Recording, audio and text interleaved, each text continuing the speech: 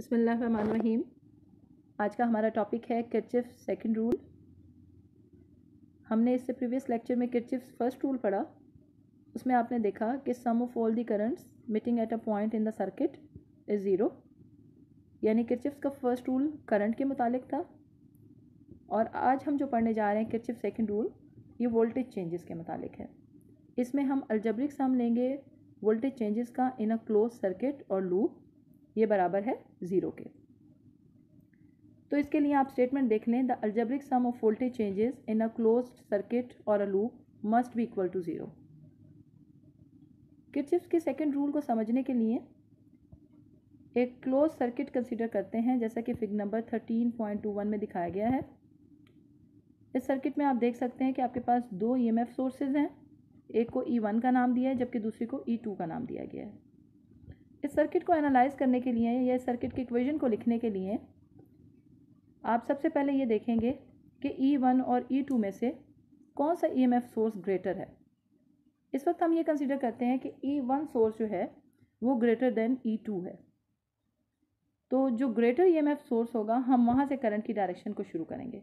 अगर E1 से E2 direction हम लेते हैं तो करंट फ्लो करेगा इन काउंटर क्लॉकवाइज डायरेक्शन। आप देख सकते हैं E1 से E2 अगर आप करंट की डायरेक्शन लेंगे तो ये काउंटर क्लॉकवाइज डायरेक्शन होगी। यहाँ पे हम जानते हैं कि जब आप स्टेडी करंट की बात करते हैं तो स्टेडी करंट एक्चुअली क्या होता है, आपका कॉन्टिन्यूस फ्लो होता है पॉजिटिव चार्जेस का थ्रू द सर्किट।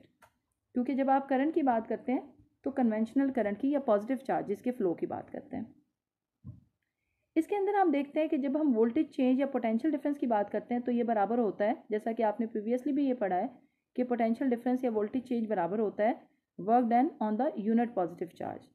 और आप ये भी कह सकते हैं एनर्जी गेन और लॉस्ट बाय इट या लॉस्ट बाय चार्जेस।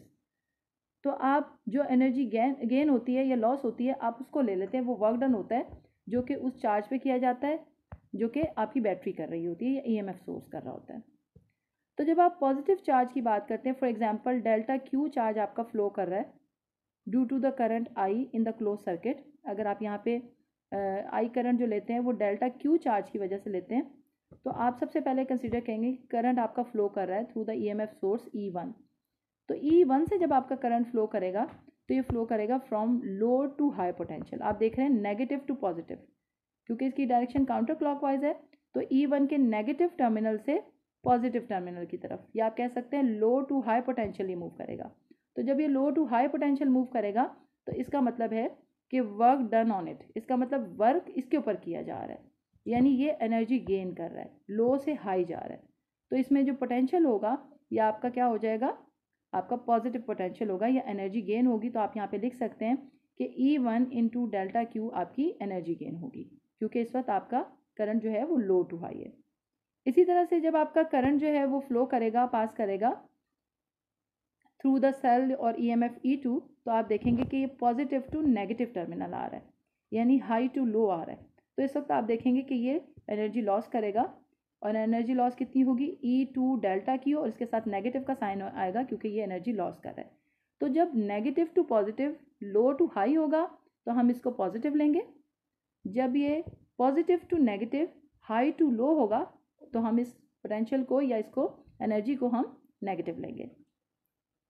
तो हम यहाँ से अब दोनों ईएमएफ सोर्सेज के लिए हमने देख लिया है कि आपके पास एनर्जी जो है वो कैसे चेंज होगी, एनर्जी गेन होगी या एनर्जी लॉस होगी। अब हम बात करते हैं अपने रेजिस्टर्स की। आप देख रहे हैं कि सर्किट में दो रेजिस्टर्स भी कनेक्टेड हैं। तो जब हम रेजिस्टर की बात करते हैं तो in going through the resistor R1, जब आप R1 रेजिस्टर की बात करते हैं, जब यहाँ से करंट फ्लो करेगा तो चार delta Q losses energy equal to minus IR1 delta Q. आपको पता है कि V जो है इज इक्वल टू IR होता है, V is equal to IR।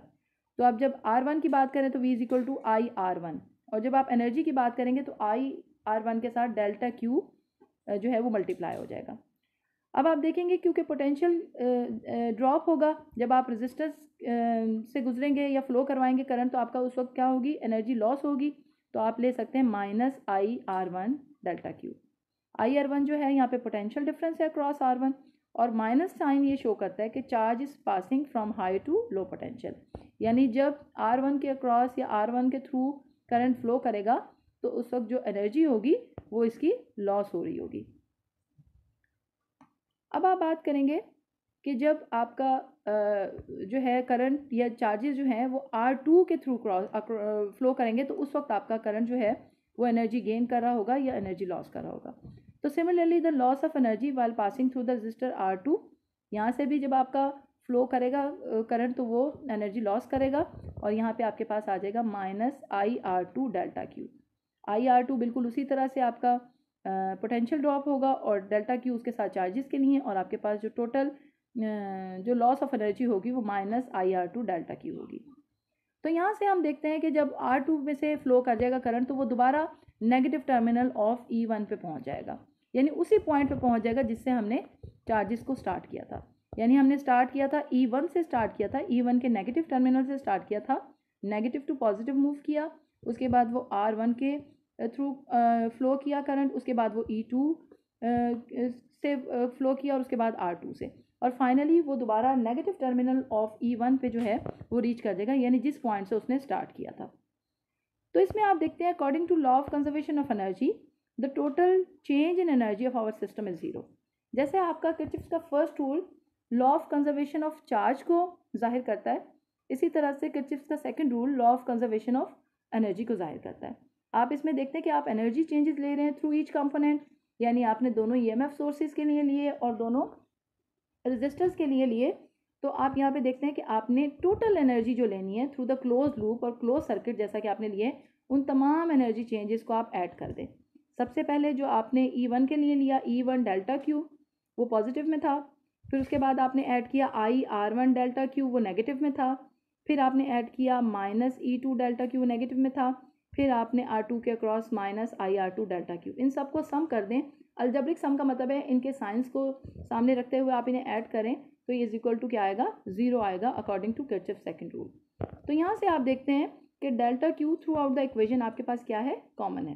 तो डेल्टा क्यू को आप कॉमन लेके दूसरी साइड पे ले जाएं तो ये 0 हो जाएगा। तो आपके पास इक्वेशन नंबर 13.20 जो आएगी वो आएगी E1 -IR1 -E2 -IR2 is equal to 0।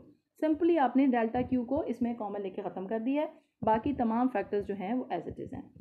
तो आपका ये किर्चॉफ सेकंड रूल है और इसको आप इस तरह से भी यहाँ से देख सकते हैं क्योंकि तमाम एनर्जी चेंजेस हैं, पोटेंशियल चेंजेस या एनर्जी चेंजेस आप कह सकते हैं। तो इसमें आप ये भी कह सकते हैं the algebraic sum of potential changes in a close circuit is 0। तो आप इसको इस तरह से भी स्टेट कर सकते हैं। तो इसकी दूसरी स्टेटमेंट आप इस तरह से भी लिख सकते हैं। We have seen that this rule is simply a particular way of starting the law of conservation of energy in electrical problems। आप देख रहे हैं कि law of conservation of energy है ये भी, जैसा आपने देखा कि first rule law of conservation of charge को नॉमिनेट कर रहा था, ये एक्सप्रेस कर रहा था, ये law of conservation of energy को कर रहा है। अच्छा, अब आपने जब ये रूल अप्लाई करना है किर्चॉफ का सेकंड रूल, तो उसके लिए आपने देखा कि किसी भी कॉम्प्लेक्स सर्किट को एनालाइज करने के लिए अप्लाई करना है। तो जब आप अप्लाई करेंगे किसी कॉम्प्लेक्स नेटवर्क पे तो आपको 2 पॉइंट्स को जहन में रखना होगा पोटेंशियल चेंजेस के लिए। वो 2 पॉइंट्स कौन से हैं ये हम देख लेते हैं। आप इसमें देखते हैं, इसमें फर्स्ट पॉइंट है आपके पास कि आपने जब किर्चॉफ का सेकंड रूल अप्लाई करना है किसी क्लोज सर्किट या क्लोज लूप में, तो उसके लिए पहला ये कि if a source of EMF is traversed from negative to positive terminal. आप देखते हैं कि जब आपका EMF जो है वो नेगेटिव टू पॉजिटिव टर्मिनल आप लेंगे तो आपका पोटेंशियल चेंज जो है वो पॉजिटिव होगा। और जब हम बात करेंगे फ्रॉम पॉजिटिव टू नेगेटिव यानी positive terminal to negative terminal, तो उस वक्त जो पोटेंशियल चेंज लेंगे वो नेगेटिव लेंगे या ऑपोजिट डायरेक्शन में लेंगे।